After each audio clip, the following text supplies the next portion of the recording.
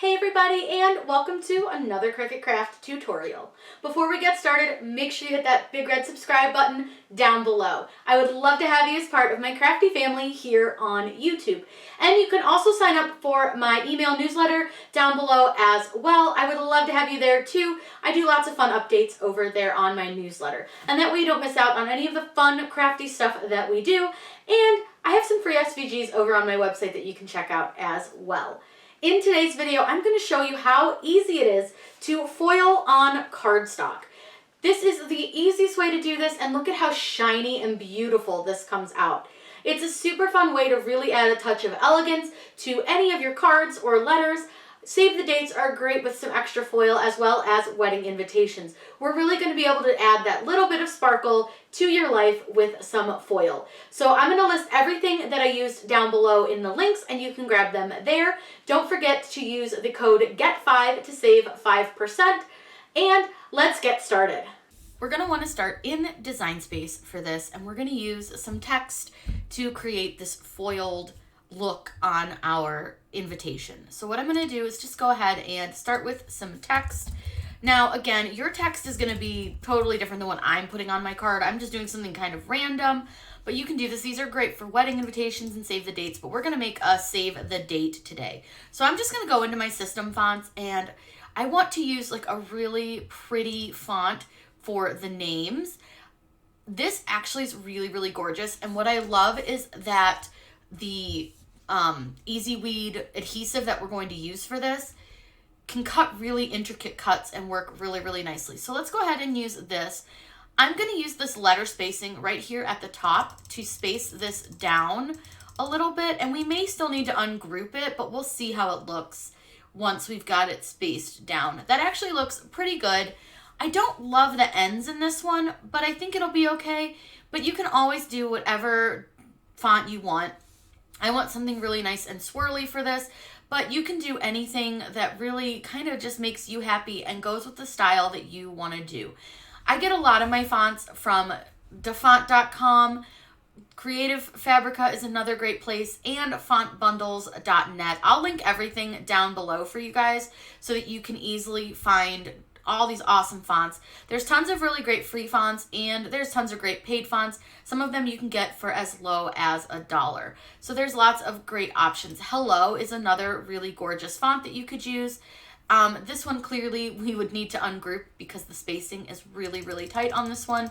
But you can see that if I just space it out, everything is really jumbled together. But actually, I think we're going to just go back and use that first one because I just think that one's really, really cool. So that was the Andrea Bellarasso. I'll link it below for you guys. That way you guys can use it. But I'm just going to go ahead and respace that down. So I'm going to go ahead and just select this and weld it right now. That way I don't forget to do that. That just removes any cut lines from your letters. We'll resize everything once we're done putting in our information. So I'm just going to go ahead and open another text and just put save the date. Now for this one, I definitely don't think I want to use the fancy font. I'm going to use something much more blocky and plain for the save the date information. The typical rule is not to use more than 3 fonts on any single design, so you'll want to keep that in mind. You don't want too much going on in your image or in your design, just so that it doesn't look really, really jumbled. I actually like this one. I think the words are spaced out a little too much, so I'm going to go ahead and ungroup this. And all I'm going to do is select the word date and move it over a little bit, and then save and move that over a little bit. And then what I want to do is I'm just going to select the save the date, and I want to do a line, and I'm just going to align the bottom. That way everything matches up, and then I'm going to go ahead and weld that. Again, we'll move everything around, get everything centered, make it look really good when we're done. So then all I'm going to do is just put a date in. We're just going to make up some random date. Let's go with January 29th, 2022. So again, with this, you can kind of, again, you want to stick with 3 fonts at the most, but I really like to keep it really, really simple and try to do only 2. So what I want to do is I'm going to go look at what this date looks like in the Andrea font and see if it looks okay, because it might have to still go into this font. So let's say that we designed this and we totally forgot what font we used for the save the date, but we want to go back and use that same font. Rather than having to scroll through everything and find that font, what you can do is right click on where you have your weld result. And if you go to image info, you'll see, and it's hard to see, but it'll tell you what font you use. So you used Candra Light or Candara Light. I can't really read it, but it gives me a better idea of what font I used. So I can just simply go back to that font if I forgot which one I used and simply put that one in. So now we just have to find that one. And here it is, Candara Light. And again, I'm going to need to ungroup and move my numbers and my date over. So we're just going to go ahead and kind of move that over a little bit and just see how that looks. Now with this one, we're not going to be able to do the align bottom because it's going to move the numbers and that Y, but they look pretty even. So we're just going to weld it and it's fine. Now you can add anything else that you want to this. So let's go ahead and just add the city and state. So we're going to do anywhere, Georgia, and just leave it at that. I think that's pretty simple. I don't want that. And we'll do this one in that Andrea or Andrea font as well. I just feel like it should be pronounced Andrea because it's very fancy. So I'm just going to go ahead, and I know that it's -0.6 for how I spaced the upper one, but that is still a little too far apart. So we're going to go ahead and space that one down a little bit more. And it looks a little funny. So this one is definitely going to need to be ungrouped. And I'll make it much bigger so you guys can see. So do you see, if I go back up to the 0.6, which looks really good on the names, do you see where it's got a lot of strange spaces where it shouldn't? You can really see that over here in the word Georgia as well. Whoops, and that took it way too far over. You can see it really well in the word Georgia. So what I'm going to do is go ahead and ungroup this. And I'm going to move everything over so that it is a little bit easier to work with. I'm just going to move this over so that it touches the W, and then I want to move the Y and where part, including the apostrophe, over to touch the N. And then you can move this whole thing over a little bit more if you want to, just so that it covers the A. You can move the A over. It doesn't have to attach because that's the capital letter. And the way that that is designed, it really doesn't attach real great. So now we're going to do the same thing with Georgia. The E needs moved over just a touch.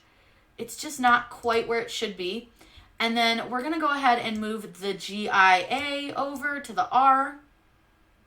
And again, just take a look, make sure it looks good. So what I'm going to do first, really quick, is I'm just going to weld the word Georgia because I have a feeling that that O might fill in. Because that is such a small space, and this E is just a little bit into that space, it's filling in my O. So what I'm going to do is click undo, and I'm going to move this E back over just a touch, and then I'm going to go ahead and weld this again. That can happen from time to time if your letters are too close together. So I'm going to go ahead and slide back over here, and then I'm going to go ahead and select this and go ahead and weld this one. I do this just to make it a little easier because I need to move the Georgia over, and you'll notice that for some reason my apostrophe disappeared. I don't know why. So I'm going to go ahead and click undo really quick and bring this back up. And sometimes this just does weird, silly things like that we don't necessarily want it to. So what I'm going to do instead is just select the word, and I'm going to weld the word. And then what I'm going to do is move the Georgia back over. And all I want to do in this case is select anywhere in Georgia, weld them, and then I'm going to take this apostrophe and the weld result, which is the anywhere Georgia, and just attach them. Some fonts can be a little bit funny about that kind of stuff, so that's definitely one of them that is a little bit weird. So this is basically what our card is going to look like. So we've welded every line so that it's a little bit easier to align them. So what I'm going to do is select everything. I want to align, and what I want to do is I want to center them horizontally. That way everything fits and looks really good. Now we are going to do these on 5x7 cards. So an easy way to do this to make sure that it fits is to open up a shape and open up a square. And once your square is open, down here in this lower left-hand corner, click on the little lock and it will unlock your square. Now we are again doing a 5x7 card, so I'm going to make it 7 inches wide and 5 inches tall. That just gives us a template to work with to make sure that our design is going to fit on our card. I'm going to change the color of the card so it's easier to see the font on top of it. And then all I'm going to do is right click on the square and send it to the back. Now all I need to do is select my entire text here, move it on top of the square and resize it down. Now I will say sometimes Design Space has been a little bit funny about resizing things, and if it gets a little weird, just save your design and open it back up and start again.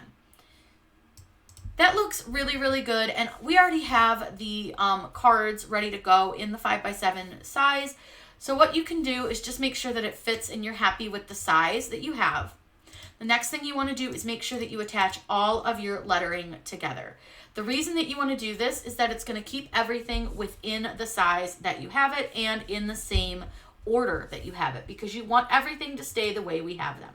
You can go ahead and get rid of your rectangle, or you can just use the eyeball over here on the left-hand side, or you can just use the eyeball over here on the right-hand side to hide it. I always just recommend hiding it because you may need it again, and it's great just to have that in case you do need it again.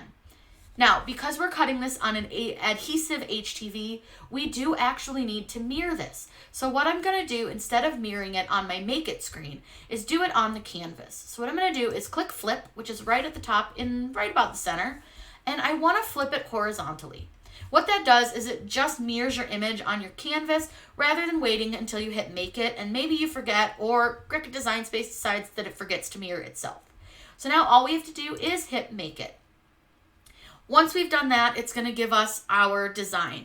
Now, if it's a little hard for you to see on the black, you can absolutely change the color and it'll be brighter on your Make It screen. But because we don't need to move this or anything, we can just leave it as is. I'm going to go ahead and cut this. This is cut on everyday iron-on setting. I'm just using my Cricut Maker, but you can do this with the Cricut Joy or with the Cricut Explorer as well. They all work really, really well for these types of designs. So let's go over to the machine. I'm going to show you what the Easy Weed adhesive looks like. We're going to get it cut out. I'll weed it, and then I'm going to show you guys how fun it is to apply foil.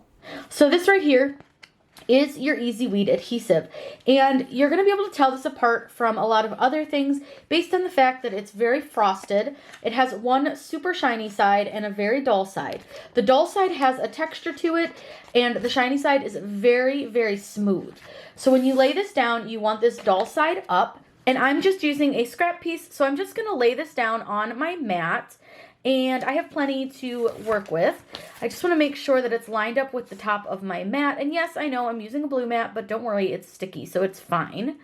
Lay this down, and it's going to go ahead and cut this out. Once I've laid this down, I'm going to go ahead and load this into my machine. You want to make sure that it goes under those little white tabs when you load it, and then you want to give it a little bit of pressure from the back of the mat. A lot of people don't know that, and I just like to make sure that you guys are all aware of that. So I'm going to move you guys a little bit so you can see this cutting really easily.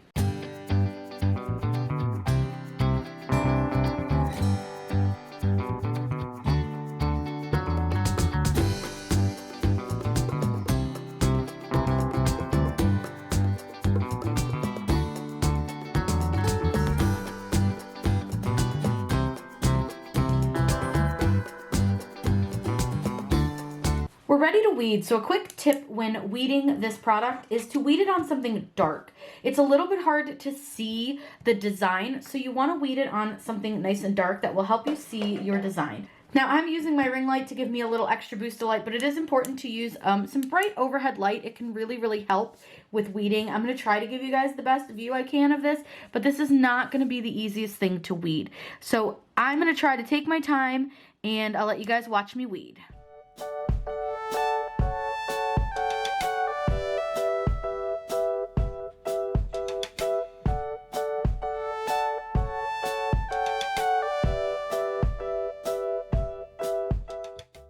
We've got our heat press set to 275 degrees, and we're going to press this for about 10 to 15 seconds. Now I do have this sitting on a pressing pillow, and our cardstock is right under this. I've applied the adhesive on top, so all we're going to do is go ahead and press down. Now I do recommend using a pressing pillow when doing this because it's going to give you a lot better and even pressure when you do this. So it just gives you a little bit more of that press, and it makes it much more even. But you can do this with an easy press or the mini press. It all works pretty well.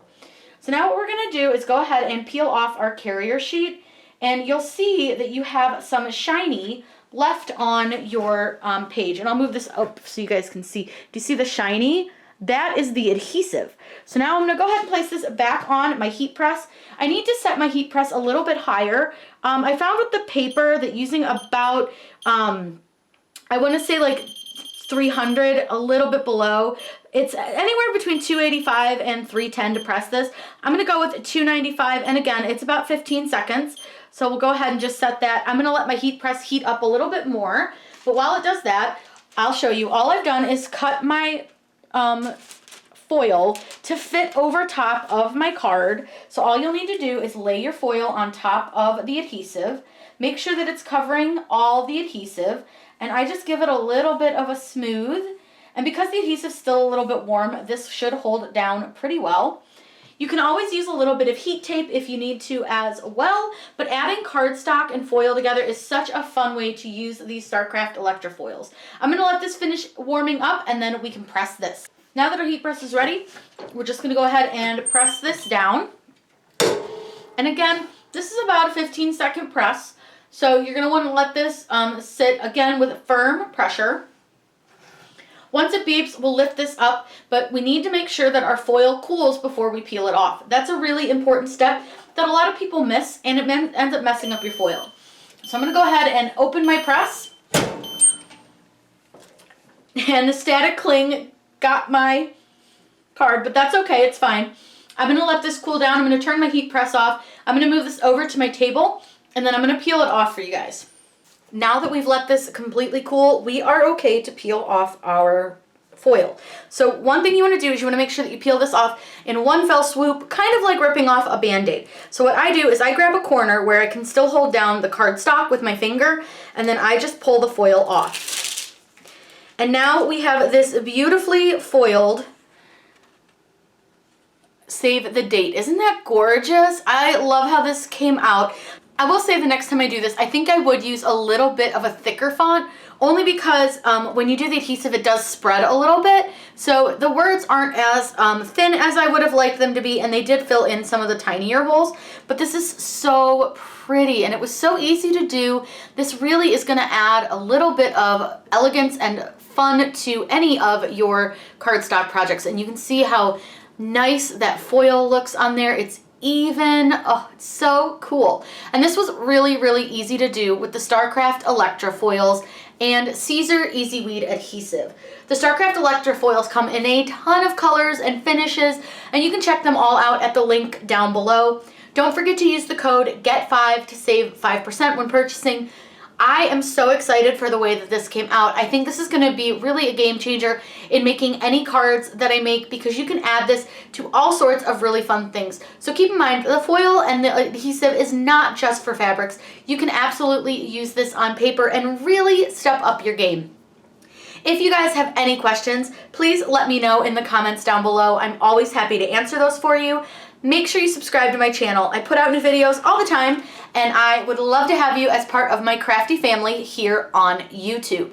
I hope you all have such a wonderful day, and happy crafting!